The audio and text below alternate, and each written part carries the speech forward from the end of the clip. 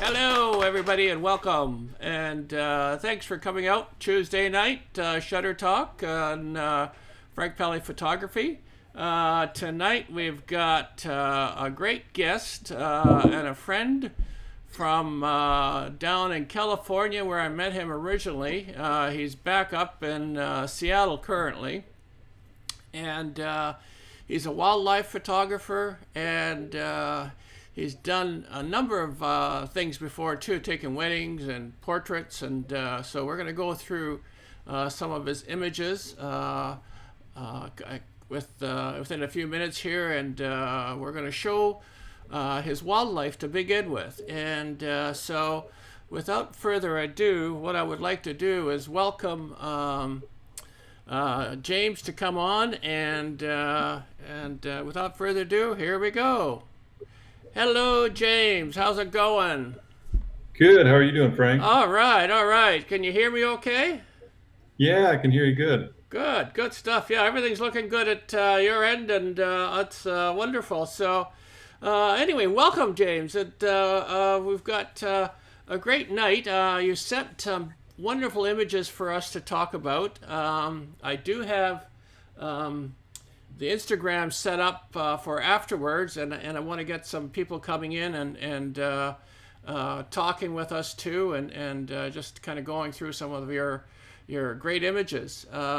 But I'd like to ask you at first, James, what kind of equipment do you shoot with? I actually just switched over for weddings. I used to have two 750s, and I loved them because of the low light capabilities, but they're just not fast enough for wildlife shutter speed. So I went with a D500 and a Z6. Oh, okay. And I wanted to see what the I haven't really gone to a mirrorless before, so I wanted to see what the capabilities of a mirrorless were and see how that worked. And Yeah. I think I'm loving it, except for the batteries, the battery life. Yeah, that's the problem with some of these is the Yeah, batteries do go very quickly, you know. But yeah, there's not a heck of a lot. I know in the past we've gone to Yellowstone with the D4s and the D3s, and those batteries will last you a week, you know, yeah. up there, and they're just incredible. And I don't know what has changed in the batteries of the new cameras, but they just don't seem to last, you know. Well, I know And, that the EVF or the electronic viewfinder on the Z6, Z7, it's always on, so it's always, yeah, burning battery. So um, I've tried to shorten the window where it automatically shuts off, and it yeah, helps, but then you miss a shot because it has to wake back up every time. So I haven't yeah, really got used to that whole part of it, but I do love the electronic viewfinder. It helps a lot, especially when you're running and gunning. mm-hmm, You're able to see.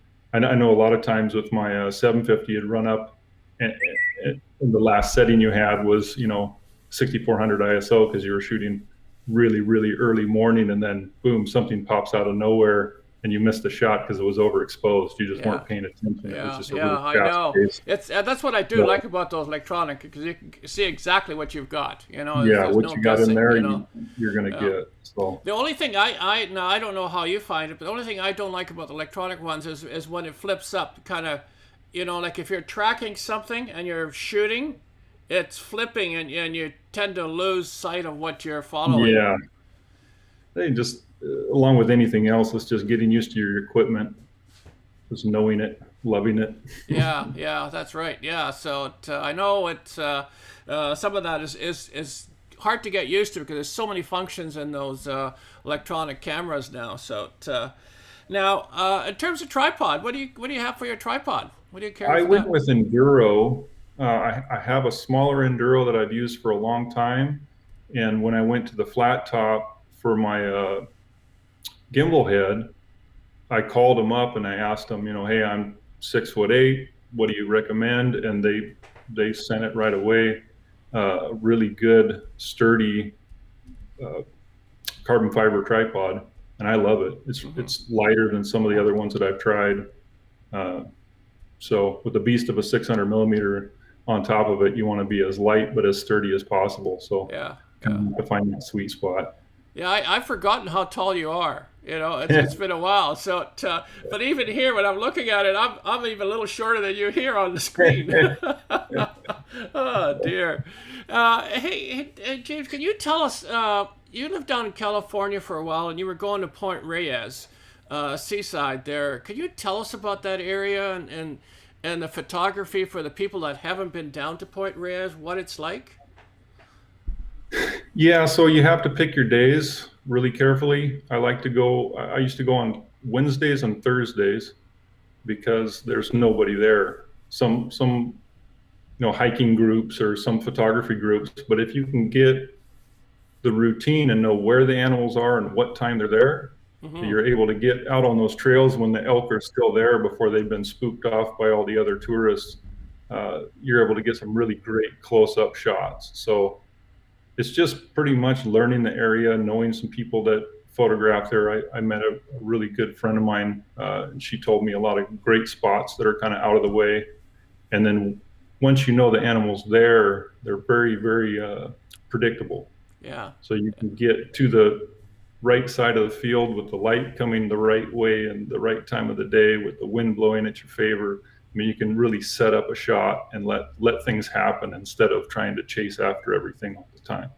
Yeah, I know when we met you down in Point Reyes there with Tina, it took us, we were there for 3 or 4 days before we really kind of figured out where all the areas are for the animals, where, where we're going to find them and photograph them. So it's nice to have somebody that's been there, knows the area and kind of, kind of points you towards it.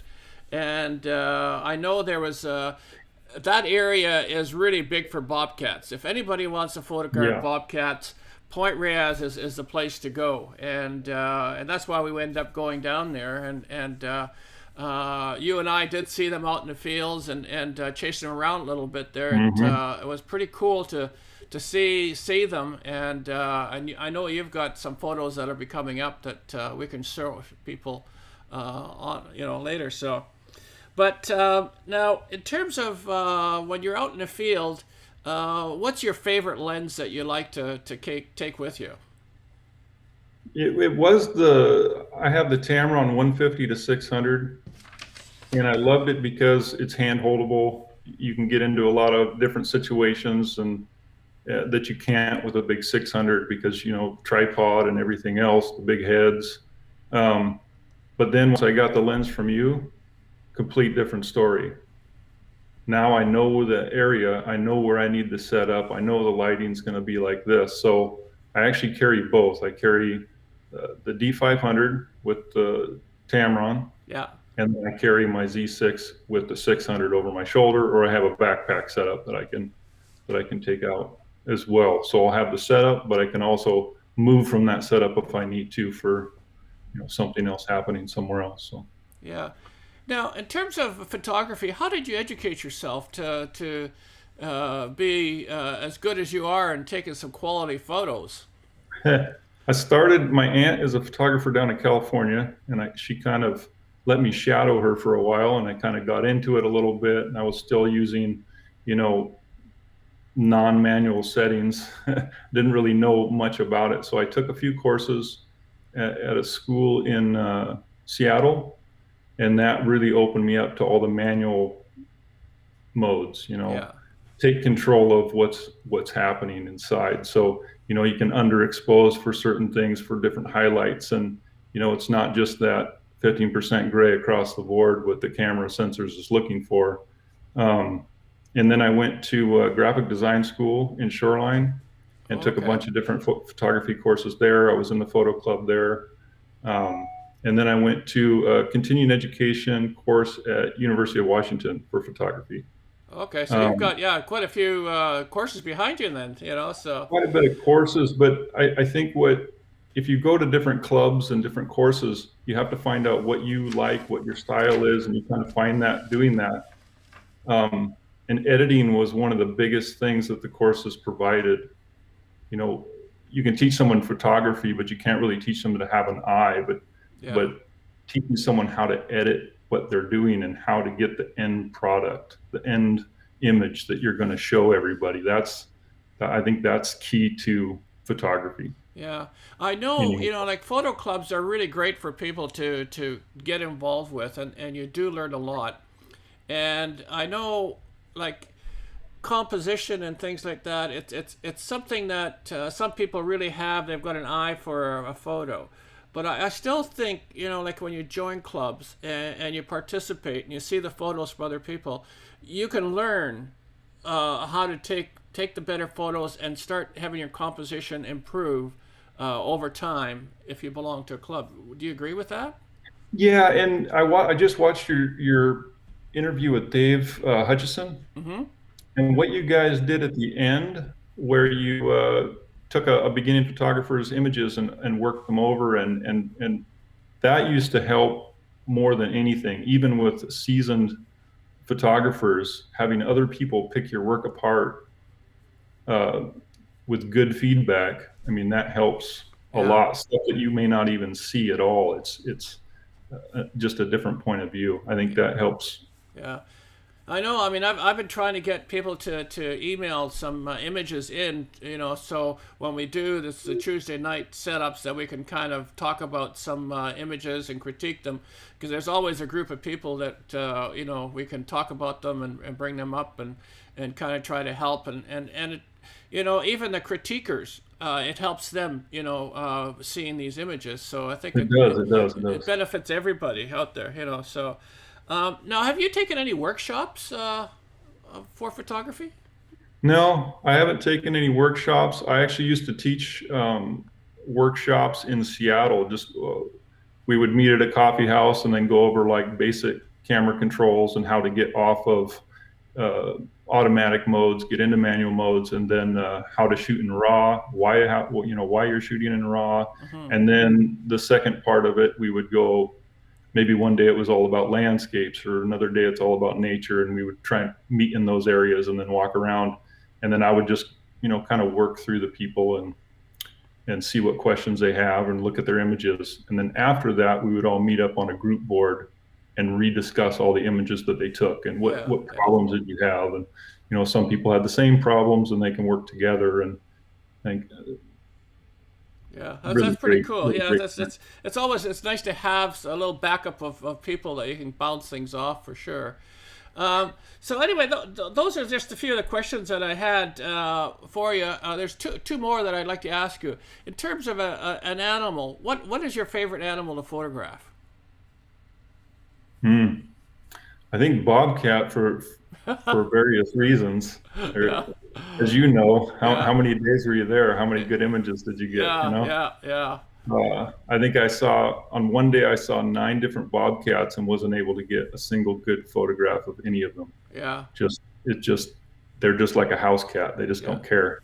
Yeah, sometimes just to see them out in the wild is good enough. It's nice to have a photograph, but I think some of them is you have to be patient, and I think they will get used to you, because you're always in the same area. They just kind of get used to people, and so maybe a blind sometimes might help. Yeah, I did a blind setup on a couple of them. The image that's on there, I had a blind setup because I knew where he was going and just got there before he did. Yeah. I think my other favorite animal, I started visiting Grizzly Island. I don't know if you know that area. No, I don't. No. The Suisun Marsh up, it's northeast of Point Reyes. Okay. And it's another Tule elk preserve. Yeah. And they have river otters there. Oh, okay. So you just drive up and down these roads with these dikes, and there's just hundreds of river otters in there. Yeah. They're just fantastic to photograph. They're so playful. Cool. Yeah. Yeah. I don't think I've photographed any river otters. So that'd be kind of cool to be able to do that. Well, next time you head down to California, once all this pandemic's over, let me know, and I'll just meet you there. Oh yeah, no, looking forward to it. I know we've talked about it, and I have friends that want to go. So it's So we're working on it. Now, in terms of birds, what is your favorite bird to photograph? Or is owls? Owls? Yeah. Oh, okay. The same place. There's a lot of nesting owls, and their little when their fledglings come out, it's just so awesome to watch them. You can watch them for hours and hours. They try and walk around on the branches and fall off and learn how to fly. It's pretty cool. It is one of the neatest birds to watch. Yeah. Now, did you? I know you just came back. You were down in Yellowstone and Tetons. Did you see any owls down in Tetons area?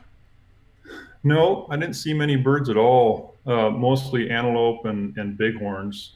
Okay. Of course, bison everywhere, but all the elk were way up high because the snow had melted.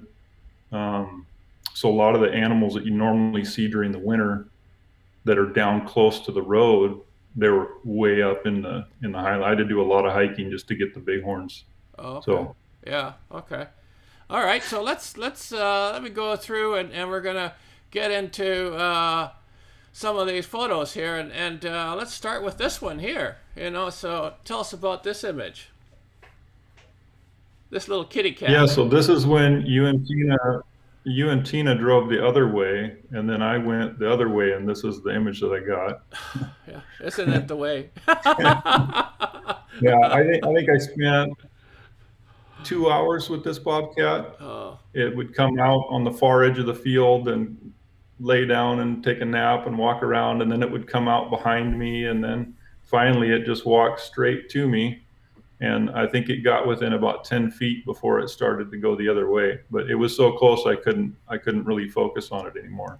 yeah, So, it's amazing. You know, just it looks like it's just kind of dozing, isn't it? Just kind mhm. of, yeah, it is very cool. Okay, so the Yeah, I was next, lucky enough to be there long enough to get some really great images of it. yeah, So yeah. Now this one here is just someone's winking at you here. yeah, this is a Grizzly Island great horned owl. Okay. So early morning and late evening, they have really great light coming through the trees, and you just kind of position yourself to what you want to happen and make it happen. This is where having manual control versus automatic control, you can get these types of shots. You know, Yeah. with automatic control, it's going to blow out all the highlights. You can't even see the eye, and then you're going to get all the information back in the body. So just knowing when to use manual control and take all the creative control back to yourself is key to this type of shot. Yeah, it definitely is, you know, so.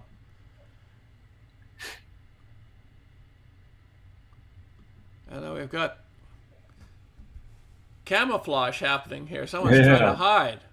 During the rut down in Point Reyes, you'll see this a lot because they don't have any trees there to rub their antlers on. So they find bushes and the tall Oh, grass out gotcha. there, and they rub their antlers back and forth. And I've had them throwing dirt at me because they're trying to rub their antlers, and they're just grabbing dirt and throwing it all over the place. It's pretty neat. Yeah, you know, that makes sense because, like I say, there's no trees, so they like to rub and get that velvet off it, Hmm. so wow, yeah, I never thought of that, but that's yeah, and that's a cool shot because it does look like they're trying to hide, you know.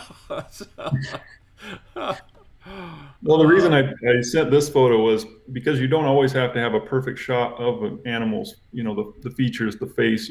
It's just kind of, it leaves a little more to the imagination sometimes, for sure, yeah, a little yeah, more to the story of yeah. what's going on. And then, like you say, Point Reyes is another area. They have lots of the Thule elk there. So if Hmm. someone's wanting to get photographed the elk, it is another great place to go to. And if you get there about an hour before light and head down the trail, you're able to get up really close, so for Okay. some really neat images. Yeah, yeah. I know we saw a lot of them down there. Hmm. So, That's one of the river otters I'm talking about. okay. So they looks like they're very curious. Yeah, really curious. Oh, And you could be walking, there's miles and miles of dikes to hike there, and you're walking along, and all of a sudden there's 10 of them swimming together, okay. or they're coming in and out of different culverts. So you just always have to have your eyes open, Yeah, yeah. watching them. Wow. Yeah, that is cool. I like. Yeah, you can see the whiskers on this guy. Hmm. It's pretty cool.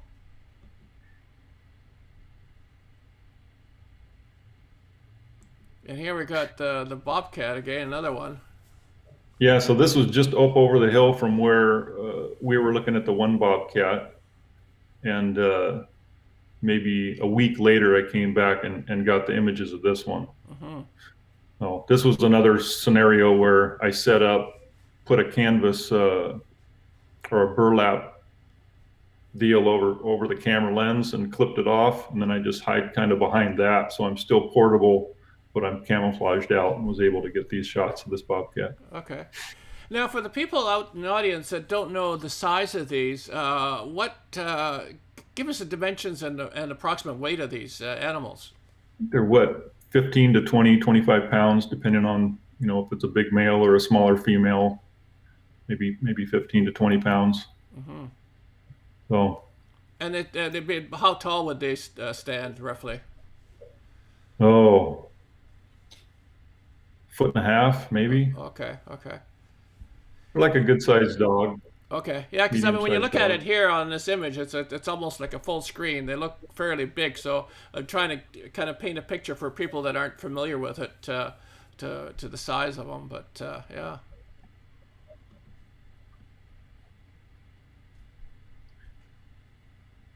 And then here we got kind of a cool sepia toned. I don't know if are these guys running by here or. Yeah, they're kind of walking out in front of me in this big field, and this is also at Grizzly Island, one of the other Okay. places, another Tule Elk Preserve, um, which is so right behind them. There's a big dike, and then the road's behind that. So if you're driving down the road, you don't even know they're there. You just kind of have. That's another thing of knowing your area and knowing where things are at and when they're there, so Yeah, you can yeah. get to the right position. Oh, okay. Yeah, Lots of because that research goes definitely in. makes a difference. Yeah. So. Yeah. Yeah. Okay, and then we got the next one coming up here. Okay. Yeah, point res. You have to, if you see a coyote looking around on the ground, you know he's going to make this move at some point. Well, it's just sitting and waiting. Yeah. I've He's going seen to them pounce. do this, but I've yet to photograph them. Yeah, you just have to sit and wait. And this one was actually with my 150 to 600. And at the 150, he was so close that I couldn't get him all in frame. Wow. So So they're I've not got a afraid few of more you. like this. Yeah. Well, he didn't know I was there. I was behind a big berm, and I had Okay. seen him walking up over a hill, and I didn't know that he had cut back towards me. And this is all kind of knowing where your light's coming from, where the wind's going, right? Are you upwind, downwind of the, Yeah. they're all wild animals. You still have to follow all the same rules of like hunting or anything like that. It's, you got to know all these variables before you just go out. Yeah. I know their scent is great and their sight is also Mhm. just as good. So they spot you Yeah. way before you even think you've seen them. So yeah. And these coyotes at Point Reyes versus like Yellowstone, they're not really as afraid. I've seen coyotes at Yellowstone really close. These ones, as soon as they see you, they're gone. Yeah. Yeah. So Yeah, that's. But it's yeah. This one looks like it's a very healthy one. You know, yeah, and a nice size. But yeah, I mean, I've yet to photograph one doing this nosedive. You know, for it. But especially in the snow, I've seen the foxes and you know I've seen them hunt. But again, it's just trying to get them at that particular moment. You know, it's pretty and, difficult. and that's what keeps you hooked. That's right. Yeah. It's the image. It's not the images that you get. It's the images in your mind that you want to That get. you That's what want. keeps Yeah, you hooked. I know. I still Right? have. There's still my bison images for Yellowstone that I still haven't got them, and we've gone there. I think Tina and I gone there over almost. Gosh, it's got to be about 8-9 years now. Every winter we've gone, and I've yet to get the photograph of the bison in the snow that I wanted. And I had another photographer friend go down. I think a little while after we were there. They were there only for a couple of days, and he got the fantastic covered bison that we're looking for. I'm going, man, I mean, here it is. I'm going 9 years. I still haven't got the one that I wanted. So I think I learned from another wildlife photographer in Africa, and what he would do is go after one specific animal. He goes, if you go to a game reserve and you're shooting every single animal, you're never going to get the shot that you want. You're going to get a bunch of good shots, but not one great shot. So what I've started doing lately was just trying to focus on one specific animal and one kind of specific shot that I'm looking for, and all the other ones are just kind of good shots that I have, but I'm specifically looking for a specific light and a specific animal in that setting. So that's kind of what I've been trying to focus on lately. Was yeah. Yeah, that's pretty more cool. Yeah, focus that's and more yeah. I mean, time I'm jealous of that one. Yeah. So here you've got. Looks like it's up. Is it a rookery down there somewhere? it's a rookery down south of San Francisco. I can't remember, Half Moon Bay, I think. Okay. Yeah, it's Half Moon Bay. So the problem here was all the nests were in a trees in a cliff, and you couldn't see them from above. You had to be below. So then you'd have to sit on the beach and just wait for them to try almost take off. Yeah. Yeah. In the far right hand corner, I don't know if you cropped this, there's another head kind of sitting in there. And Yeah. I can't see it here. Yeah. that's all you can see until this one would stand up. So you're watching probably a 50 to 60 yard tree line, and you're just waiting for them to pop up and then swinging. And that's where a really good tripod with a gimbal head comes in handy. You're going to be sitting there for hours trying to get these shots. Yeah. And again, this is where, manual versus automatic mode is going to get you these shots. Yeah, that's good. Yeah, the light is just wonderful on that. It's just perfect.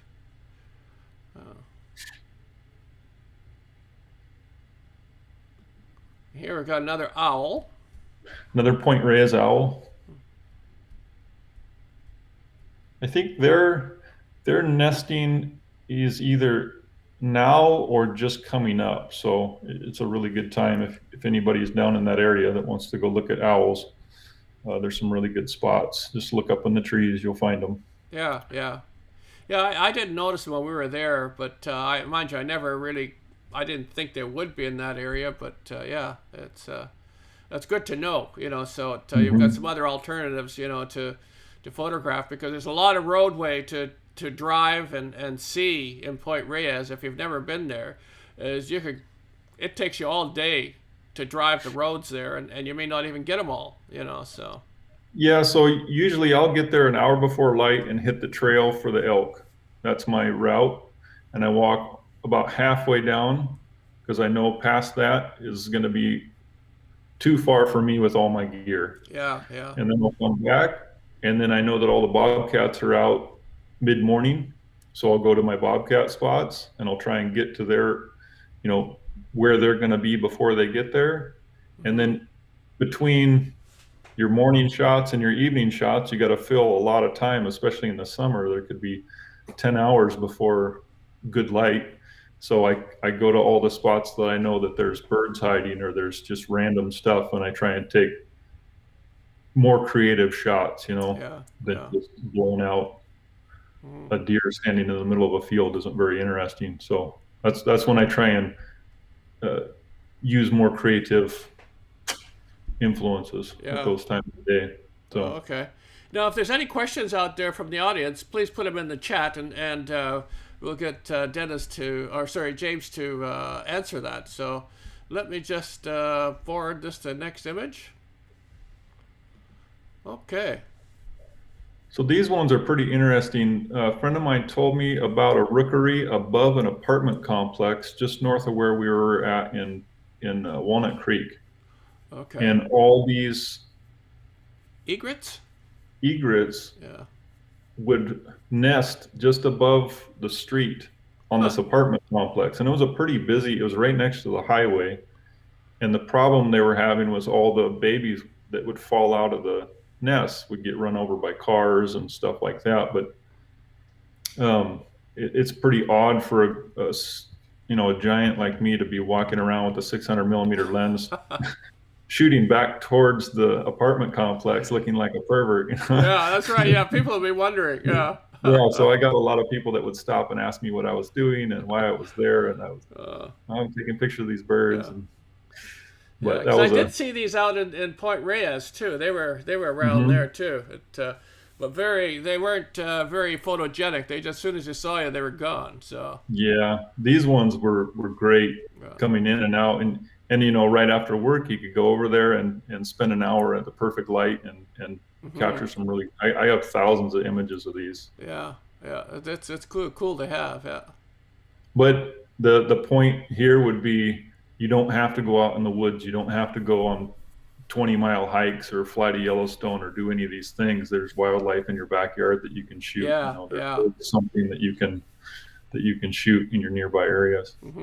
Well, I think that's it. People have to know the area they live in and start going out, taking their photos. So you don't have to go very far to get some great shots. This is a great silhouette here too.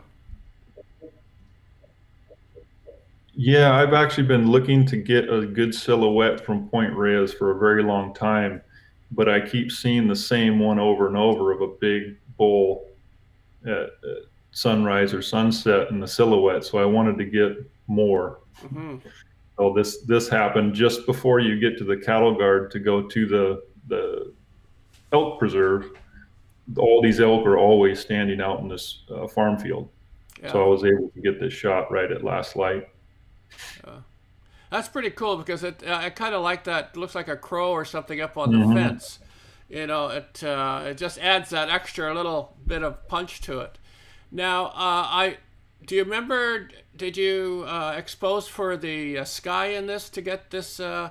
Yeah. Oh, yeah. Yeah, Tina was just saying it's beautiful. It'll blow the sky out in your image, but then you're able, when you go back into editing, you can bring in that warmth. Yeah. Right. So you still have the nice silhouette, and then you just bring the warmth back in post. Well, if you were to look at this image before editing, it would just be a big white, you know, a little bit of sunlight in there, but pretty much just a blown out background. Yeah. Yeah, I really like that.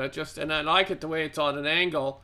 You know, everything's kind of at a different height, so it adds a great dimension to this. Very cool.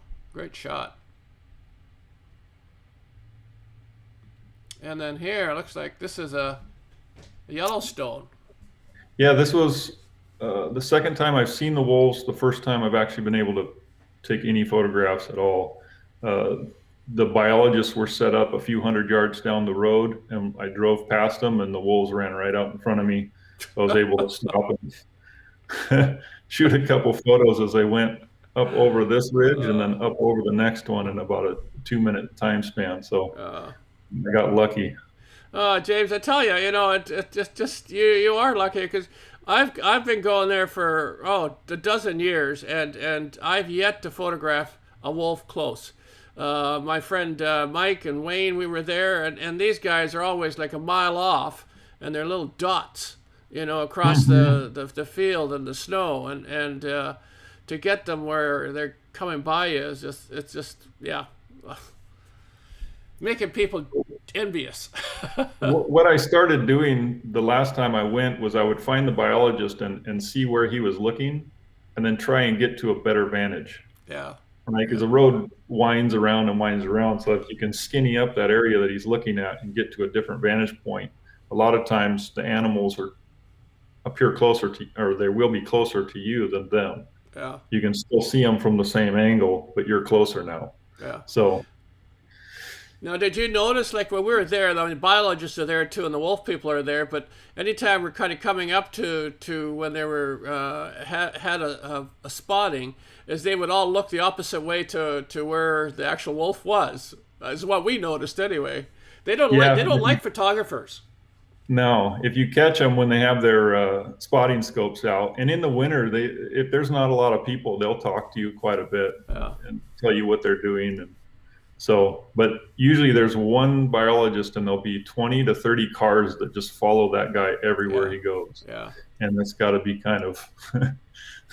Yeah, well, they have the radio collar on them, so they're tracking them by the radio signals too. So, yeah, I mean, we've never found them very friendly. You know, the wolf people. I think there was one person that lives there that's a wolf guy, and he was quite friendly. He talked with us and what have you. But overall, it's tough to get anything out of them. So.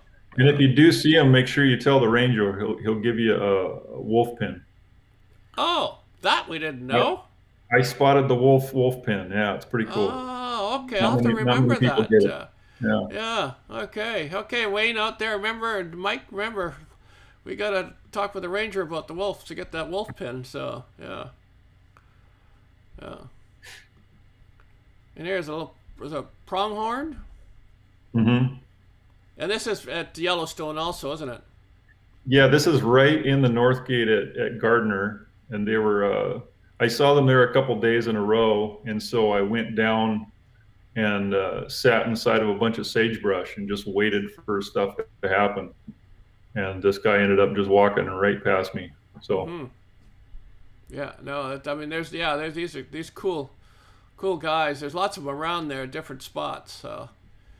Now this one looks like someone's jumping off the cliff and saying, "Okay, all right, you guys, follow me." So I know you know where these guys are at Yeah, at the yeah. at the bottom of Lamar, and they would not come down because the storm kept coming in and going out. So they were kind of huddled up and sleeping in an area. And so I went around downwind of them and hiked way up onto that ridge. And when I got up there, I kind of set up and was trying to figure out where they were. And all of a sudden, they came blasting over the ridge, and this guy was running around and jumping and tumbling, and it was pretty cool. But I was on the wrong side of the sun for them. Yeah. So I sat there for a couple hours and photographed them. And then I had to kind of make my way all the way around to the cliffside and then shoot back with the sun coming. So, Yeah, these are pretty regular in that spot there. That they always seem to mhm. be hanging around. So if somebody goes, you're pretty well guaranteed you're going to get a photo, of these. And these rams, I've got some close-ups of them, and I've seen photos on TV and National Geographics from Yellowstone, and some of the rams I know that's where they're from because just the way the wear and tear on their Yeah, horns are, and you could just they're frayed. Yeah, so we can pick them out. Pretty neat.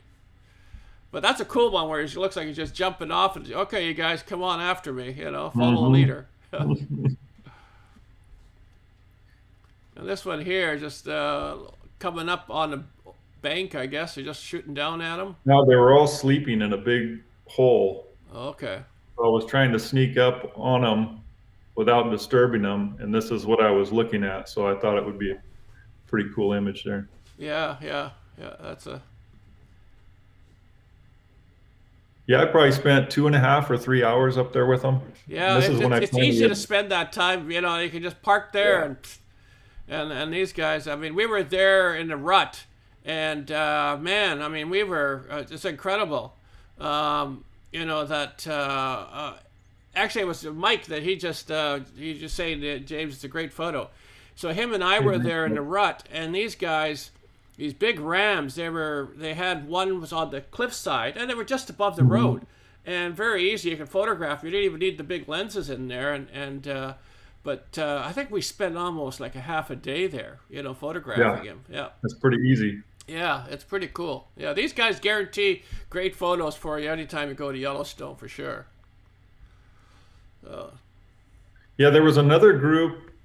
If you're coming, if you go out of the north, out of Gardner towards just up that highway a little ways, there's a big canyon, and there's a campground with it's just a big rocks everywhere, just huge boulders. mhm. And there was another group of rams in there that I spent, I don't know, half a day with as well. Um, so if you're ever there again and you can't find these guys, I know where some more are. Yeah, those guys. Yeah, it's pretty well guaranteed, that you've got them in there. Hmm. So, yeah. So this was the last photo that you've sent, and we're gonna go on to the Instagram ones. But I just posted the link on the chat. If anybody wants to come in, I've got room for 3 spots in here. If you want to come in, click on that link and hopefully get you in there. Mike, give it a shout now while you've got the chance to see if we can get you in here. I know you're having all these problems to get on.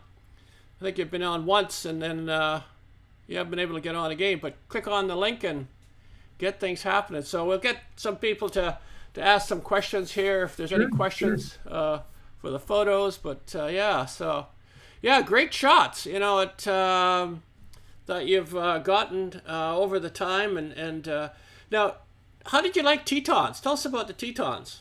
I didn't make it down there. There was Oh, a you huge didn't? snowstorm. Yeah, there was a huge snowstorm, Okay. and I just didn't want to take the risk of going over the pass. And it was bad in Yellowstone to where they closed the road. There was cars going off the edge of the road and stuff. So I Yeah. ended up packing up a few days early, but I'm going to go back April or May.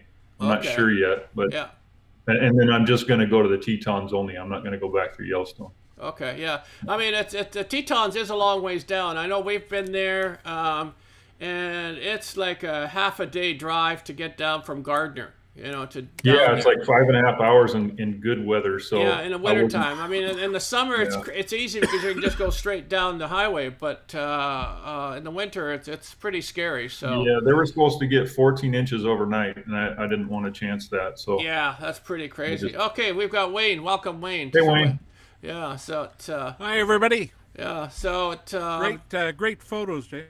Hey, thanks, Wayne. yeah. Now I don't know where Mike is if he's still having struggling with his computer. We might have to get him to buy a new one. But I He's got to wanted get to go. into the Mac era. Yeah, that's right. Yeah, we got to get him into that. But I wanted to show people that James is not just a wildlife photographer. I want to show these images that we've got in here, and maybe you can talk to us about this photo. Yeah, James. so a good friend of mine is a Nigerian dress designer, so I do a lot of fashion shoots for her. Okay. And this was when I was going to the University of Washington, and I needed a project. So my project was Photoshop composition. So what I did was I shot all these models in a regular apartment, just white walls with some lights. Yeah. And then I went around Seattle and took a whole bunch of different images. This one I didn't do it to, but some of the other ones, it could have been like a 45 image light setup. My wife and I would go around and she would hold the flash and we would paint with light essentially. And then I would composite 30 to 45 images together and light the scene and then set the model into that scene. Man, So that sounds very complicated. it's complicated, but once you start doing it, you want to do it a lot more. Yeah. It is very satisfying. So this is, down at the waterfront in Seattle, but I shot her, in an apartment in Shoreline somewhere. So, Oh, okay. And what do you think, Wayne? What do you think? Yeah, very impressive. I thought maybe you were using a green screen at first, but it's sharp and nice. You've got nice light on her face, and overall, very well done. Yeah, thanks. It is a cool one, isn't it? Yeah. So, look at this one here. Oh, no, this one. I mean, I have a little bit bigger on one of my other screens, but this one's hard to see. But this is another cool shot. Yeah, same thing. This is probably 15 or 20 images. And this is at Seattle University. And then I would just go and light what I wanted to light. Sometimes more, maybe you get 100 images, but you only pick, 15 to do what you need it to do. And then when you go back in Photoshop, you just paint in the light where it needs to be and darken what needs to be dark. And then it's just layer after layer after layer. And then set the model in, put her shadows in, and Yeah, that's pretty time cool. consuming. It's probably a week per image. Yeah. Okay. Yeah, that's yeah. I mean, that's a really really cool shot. I mean, if like I say, if people, I don't know if they can see it on their screen, full screen, but on my second monitor here, you got the light kind of coming down. Where's my finger here? Yeah, right here. It's kind of coming down from this way, coming down to the bottom where your name is. So it doesn't show up that much on the screen here, but on the big one it sure does. So yeah. This is another one here. Same thing. This is the Freeway Park in Seattle. Oh, Bunch of really cool stuff up there. I think the other one is like a bunch of waterfalls. So when I did it, I also did a really slow shutter speed for the waterfalls, and then lit the environment as well, and then composited all those together. So were all flashlit or was it with flashlight, or how'd you light this? Yeah, so you just set up on a tripod with a remote, and then just trigger your flash on an off-camera flash stand. I just used a monopod. Hold the monopod up, and I had my wife go around and light different parts of the scene that I thought I needed in post. Okay. So, Yeah, I mean it looks very cool and complicated. It just it's nice to see. Great shots. This is another one. This is the one I'm talking about. So there's two waterfalls. James, how long were you holding And this was probably the camera open for? How long in those last two shots? How long was the camera, the sensor open? No, you're just lighting with the flash. So it's, you know, whatever you're I'm underexposing for the background.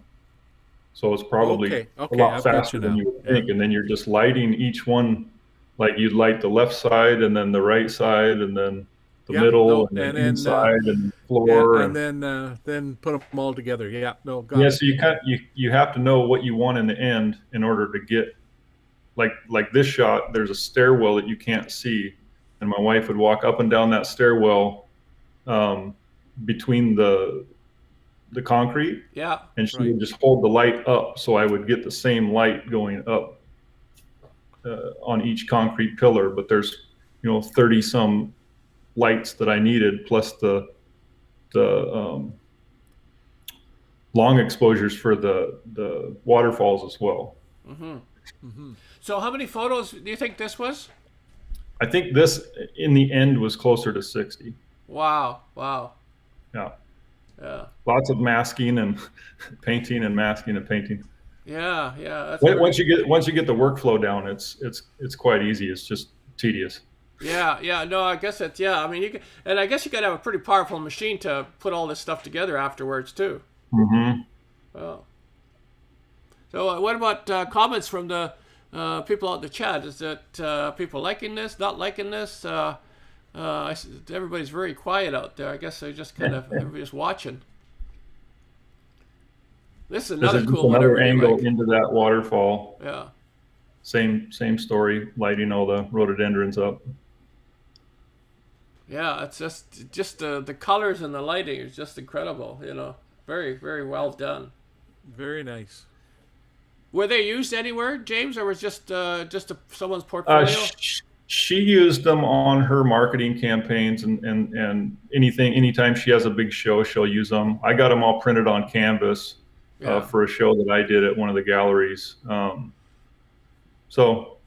But I do so many shoots for her that, anytime she has a new line that comes out, all these are no longer any good, right? So yeah.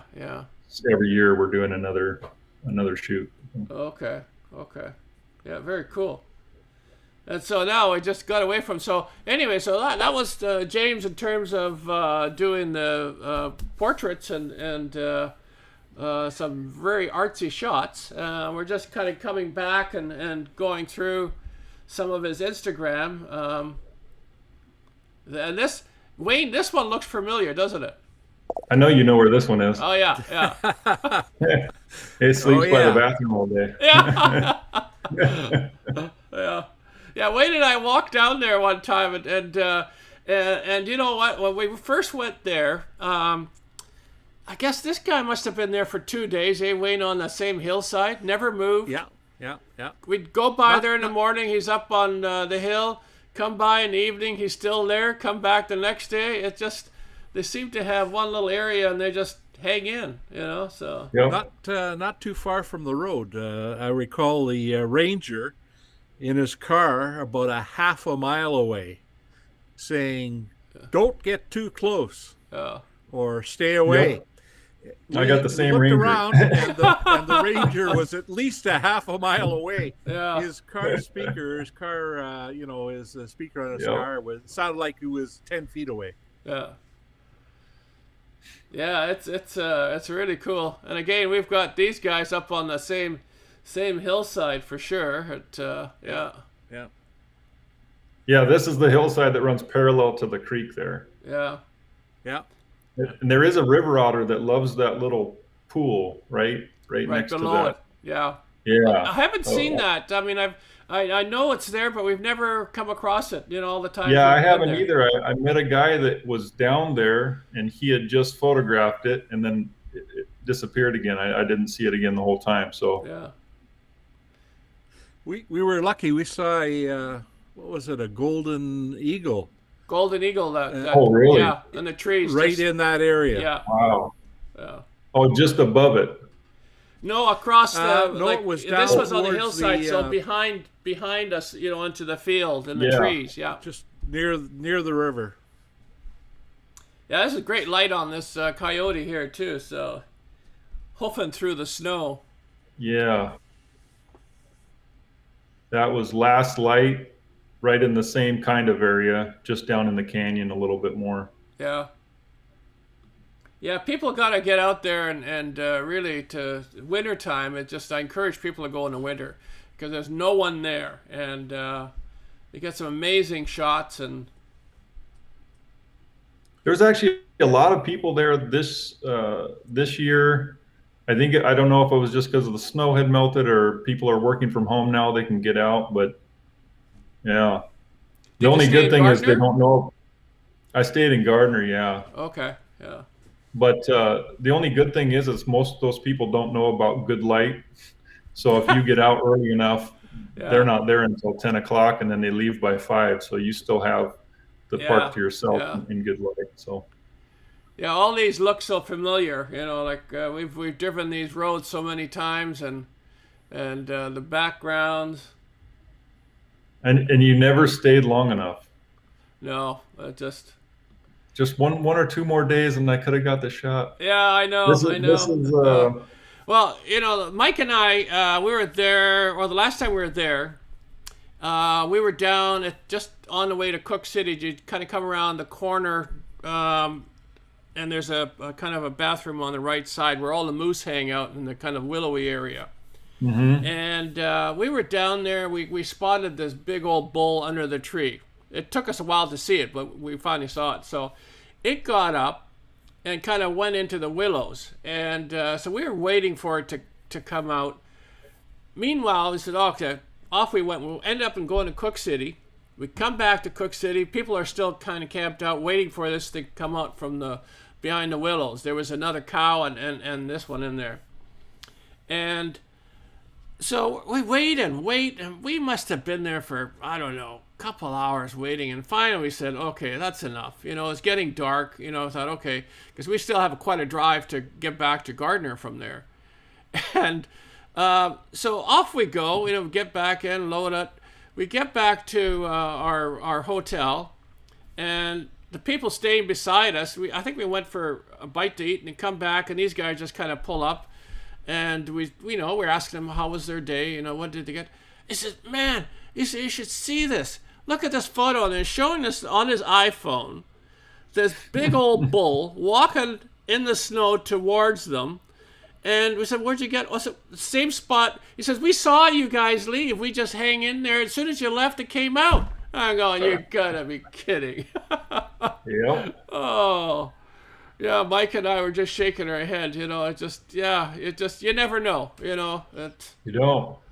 How many times did I pass you seeing a bobcat? Every time you Tina would drive one way. Yeah. Oh, I just saw the bobcat. Then you drive the other way. Oh man. This is Point Reyes, isn't it? Yeah. Yeah. Yeah, it's right at the elk preserve there. Yeah. That little farm. Yeah, that's very cool. Have you been there, Wayne? No. No? Okay. No, I know exactly where it is. You might describe. I don't think there's many people who know exactly where it is. Point Reyes. It's just north of San Francisco. Yeah.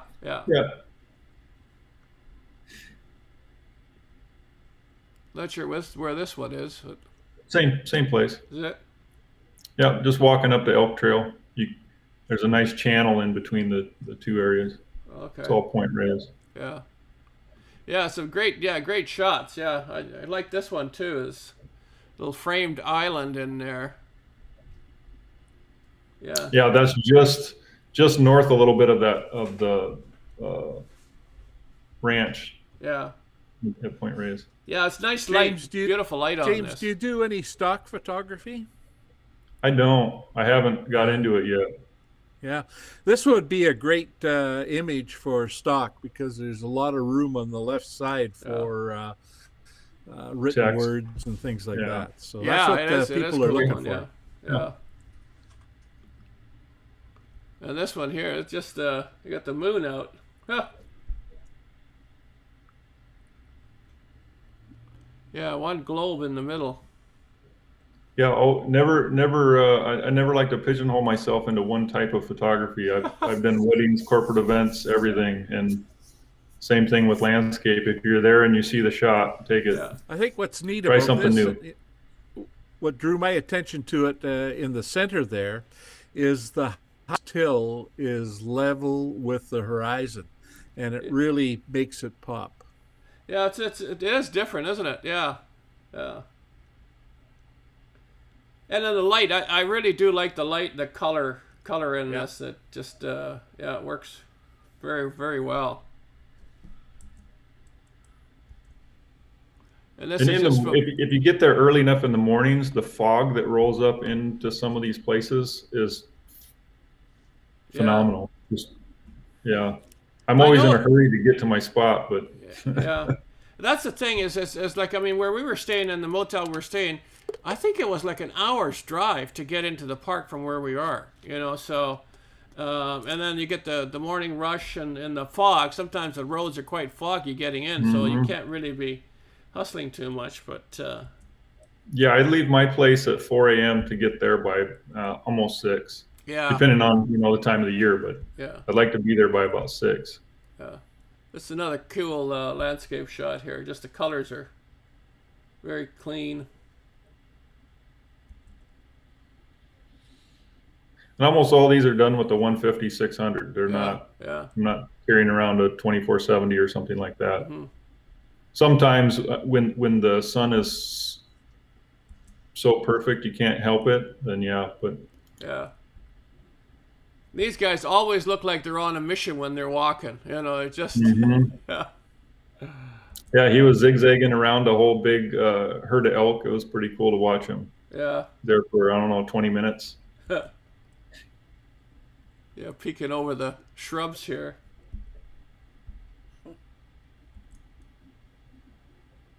There he is, another one jumping. I missed just out of frame. There was a rabbit, so I saw the rabbit first, and I pulled up, and then he came out, and it was split second. So. Yeah, they're amazing. Yeah.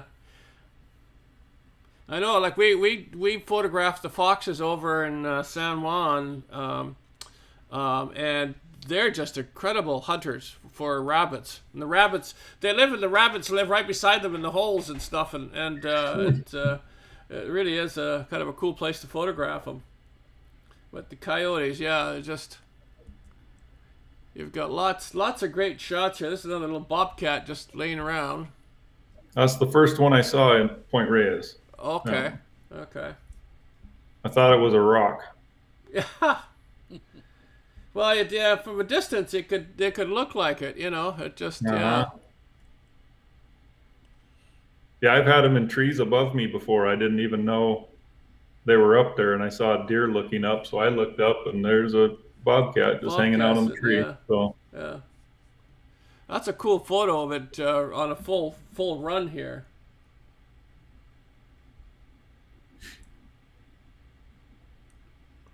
Yeah, you've got lots of coyote shots. I mean, this is kind of different with the black and white. Yes, the light coming up behind it. Sometimes when you're not in the right light, or maybe you are in the right light for what you're creating, but sometimes you take the image and then when you get back to post, you're like, how do I make this speak to somebody? How do I make this better than, somebody else's photo? And so black and white just rendered itself great. It's too much distraction in color. Yeah. So. Now you're doing a lot of black and whites lately, Wayne. What do you think of this one? Yeah, I like the backlit, especially on his underside and front paws. Yeah. Looks very, very nice. Yeah. Yeah. Oh, there's a couple of birds there too. Yeah.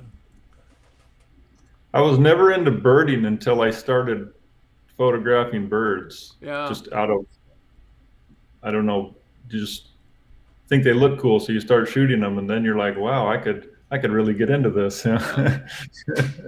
There's a lot of different types of birds. You can never get bored. They're everywhere. Yeah. This is a white crowned sparrow here. This one. But now this one here, is it a hawk? Oh, no, it's a buzzard, isn't it? Yeah, it's a turkey vulture sunning himself. Yeah. And you got the elk again. It looks like they still have a little bit of velvet on the rock here. So Yeah, so I started shooting them the first time. They looked like that in this image. mm-hmm. And then they're growing and growing and growing. And then the second year after they shed, you know, I got them from where there was just a nub all the way back out to full growth and all the way back to hardhorn again. So it's kind of cool to see the transition in the elk. How long does it take him to grow it, you know, once it starts growing, to get a full rack? Yeah, depending on where they're at, what their food source is. I think August they should be full. Well, June, Tule elk go into rut a lot sooner than other elk. So they'll lose in, I want to say April, and they'll be fully hard-horned for the most part by June. Yeah. July. Yeah, because almost like, I mean, some of these are pretty big racks, so they got to be growing pretty quickly. So yeah, so if I go out 1 week and then you go the next week, you already see the difference. Yeah. You see a big difference in a week. It's crazy. Little young guys here.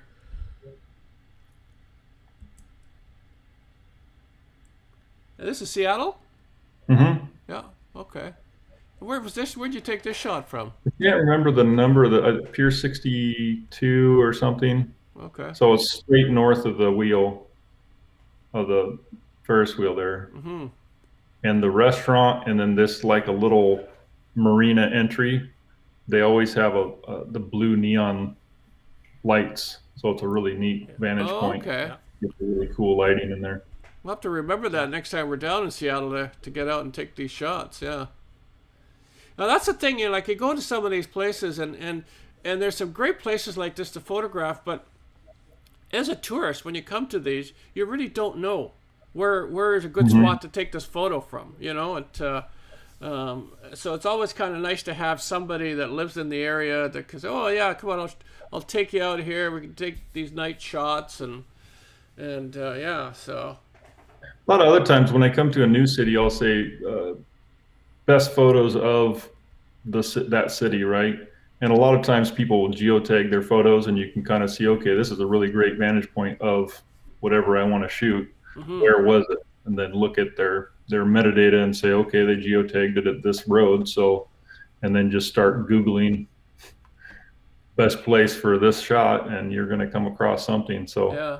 Even if you don't have somebody in the city, a lot of legwork before your trip, you can get some pretty good ideas. Yeah, so that's a good idea, you know, for people to do. But yeah, so anyway, so we're kind of, you know, I'm just kind of getting through these fairly quickly. We've been over an hour already, you know, chatting and looking at photos, and oh yeah, and I remember these guys down at Point Reyes too. It was a little area we went into. We were following them around. There's little guys that get up on the fence, and yeah. There's so many different spots along there to photograph and seeing the different animals. Here's another cool one with the background, almost a silhouette, but not quite. Almost a sepia. Turns out almost to be a sepia. Another coyote on the run. Now, is this a skunk or a badger? Skunk. Oh, okay. I've only photographed one badger there, though. I've seen quite a few, but I've only got photographs of one badger. Mm-hmm. Yeah, I mean, Wayne and I, when the first year we went to Yellowstone, photographed a badger up on the hillside, just before where that camp is on the left side. What the heck is that called, Wayne? Do you remember? I just don't recall the name, but I certainly remember. Oh, Yellowstone Forever, where the Yellowstone Forever camp is. Like when you're going out towards Cook City there. Anyway, there's a big steep hillside. It was about halfway up, and I was just digging something. I just saw all this dirt kind of flying there. It was pretty cool but that's the only one I've ever seen, the badger. So. There's another That's cool nice. one here. That's nice. Uh, Are you up on a bridge there, James? Now, if you go up to the lighthouse parking lot, the lighthouse has been closed for a long time. I think it's reopened now. There's an overlook that overlooks all that. Ah, So I like doing landscape photos with my big lenses. yeah. You always see something different that nobody else has shot before. So it just happened now, that there was did a you storm take path. that in the portrait mode? Uh-huh. You did, eh? Yep. Yeah, I'm kind of like Frank, where I like to shoot in both. Yeah, both Yeah. landscape and the portrait. Yeah, One you gotta- landscape and one portrait, just to get it in there. Yeah. You never know where it's going to be used, but Now that you said the lighthouse is open now. I don't know if it is. I know they closed the park completely during the first round of the shutdown, Oh, okay. so I wasn't even able to go for months and months, and then they reopened it. And I don't know if that curbed the construction on the lighthouse or not. I don't know if it's open or not, but last time I went there, it wasn't open. So Yeah. Okay. Yeah, because I know that we were there last time. We were there at the very end where all the Thule elk are. There's some sort of buildings in there, and the road going down was all kind of closed off. You can only kind of walk down. I don't know if is that still the same way, or they planning to fix it at all? Do you know? no, they fixed that road. They did fix that road. It doesn't go that much further down. It goes down to a beach, but Okay. they fixed that one finally. Let's see, June or July, I think, last year. Oh, okay. That's good to know. Yeah, because that's a great place to go.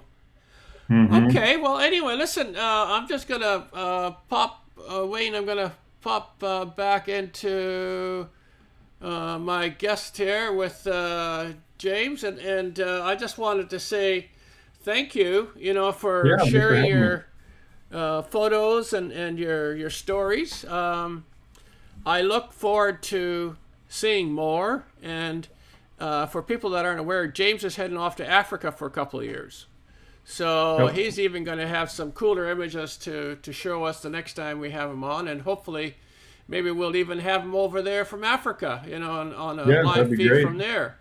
I have had another metal detector that I interviewed from Johannesburg in there. I know the time changes are quite different, so we just kind of have to work it out. But yeah, that'd be kind of cool to Yeah, see it from that'd be there, So, but thank you for coming on, and if there's any questions, people have been pretty quiet in the chat. There's still about 12 people kind of out there watching and listening, so it would be nice to see if there's any questions. I know some people have they just rather watch than to comment. They keep Yeah, if you have any questions later, feel free to yeah. message me on Instagram or whatever. I'm happy to reach out. Yeah, here is Merrill Clark. This was Super James. Thanks, Well Merrill. done.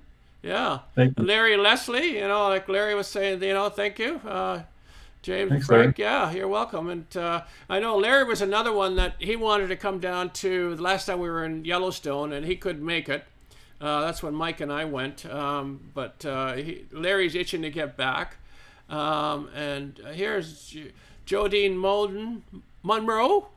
She says, love this. Yeah, so that's nice thanks for coming along, and Yeah, thanks for joining. yeah, and we're going to try to, like we have this every Tuesday night, and I would love to have some people send in some photos that we can talk about and edit, within the group. There's a big group of us again, and so if you have any photos you want to send in, send them off to us, and we'll put them together in a little slideshow and talk about it. So, yeah, so it's kind of cool, to see all these people in there. Thanks for coming.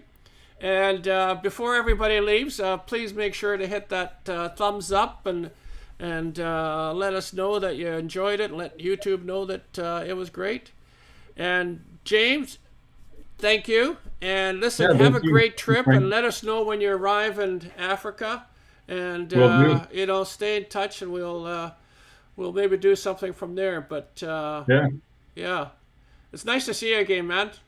yeah, good to see you. And you're still taller than me. Hopefully you can get out of Canada soon. Yeah, Yeah, you're gonna. Yeah, when the borders open up, if you're still around, yeah, definitely come up. We got lots of places to take you out and photograph. So, yeah. Anyway, no, it was Sounds great. good. You know, thank you, and everybody. You know, Yep. thumbs up, and we'll see you later. Thanks a lot. Bye for now.